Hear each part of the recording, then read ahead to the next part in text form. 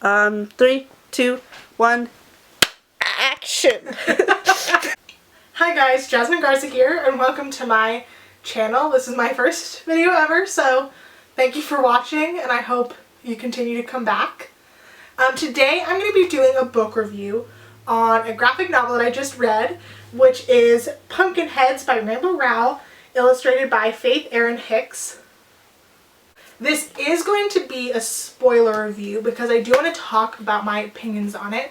So if you don't want to be spoiled, please click out. I'll put it in the title, but just in case you can't read, don't know why you're here.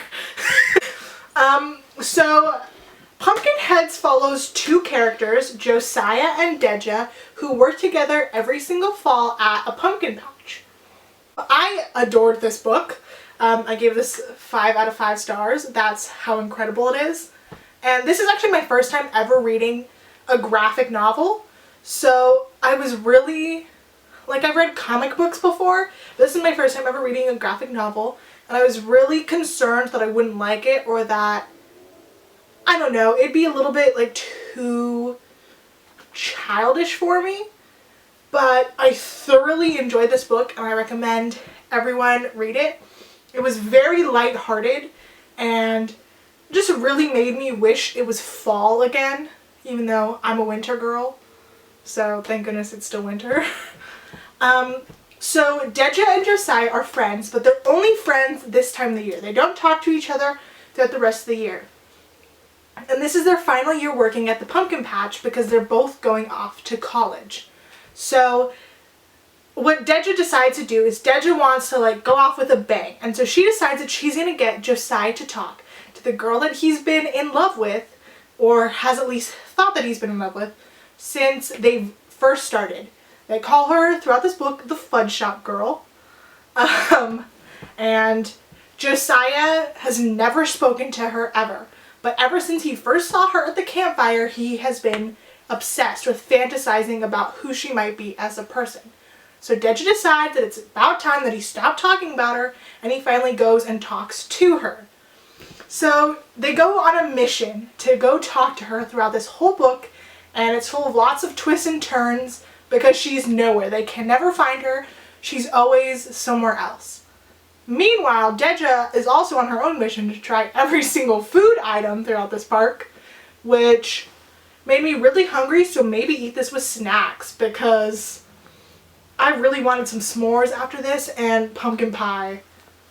Maybe I'll make some pumpkin pie. Next video, I'll insert a clip of the pumpkin pie I made for this book.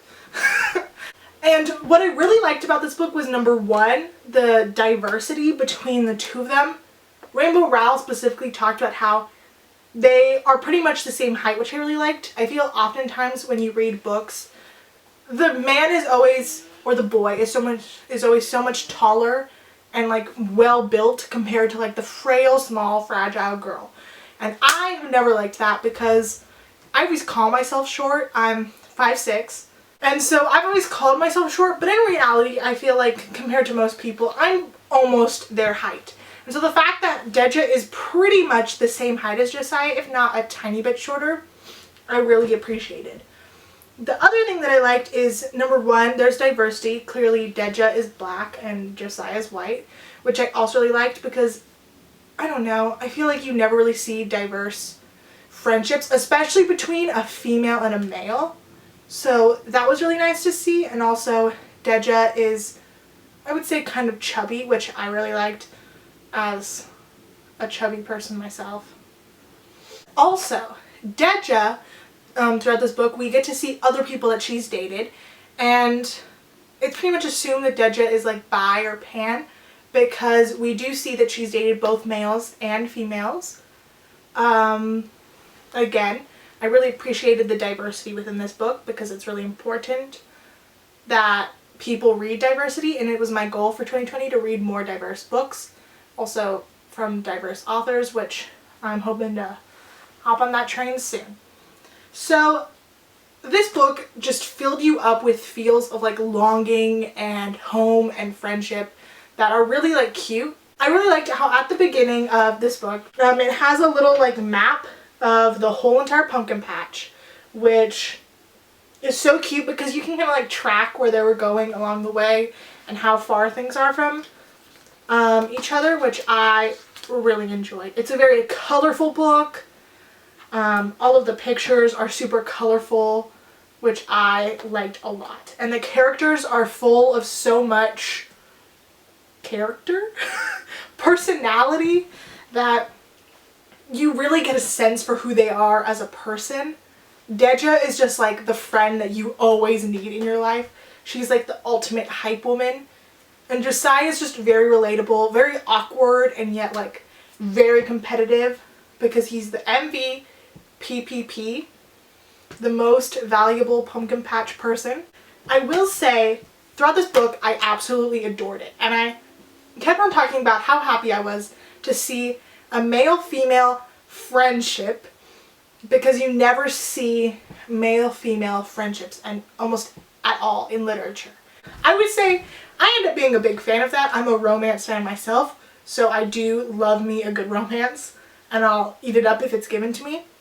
But you never see enough male-female friendships, and as a girl who has a lot of male best friends, I would say it's kind of like disheartening to see that many authors don't write about it. And so I told my brother and my mother over and over again like how happy I was that this was a book with a female-male friendship, and then it ended in romance. And I didn't hate the romance at all. I in fact loved the romance, and I went on a big rant about it and talked about how much I adored it. However, it was definitely very surprising to read at first, because you spent the whole book knowing that Josiah, or Josie, really liked this fudge shop girl that he had never met. And that was his goal throughout the book.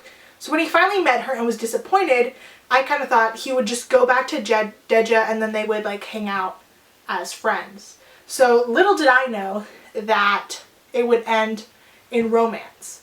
I would say that I wasn't really feeling like romantic chemistry throughout the book. I definitely felt like rereading it, I can see where there could be romantic chemistry.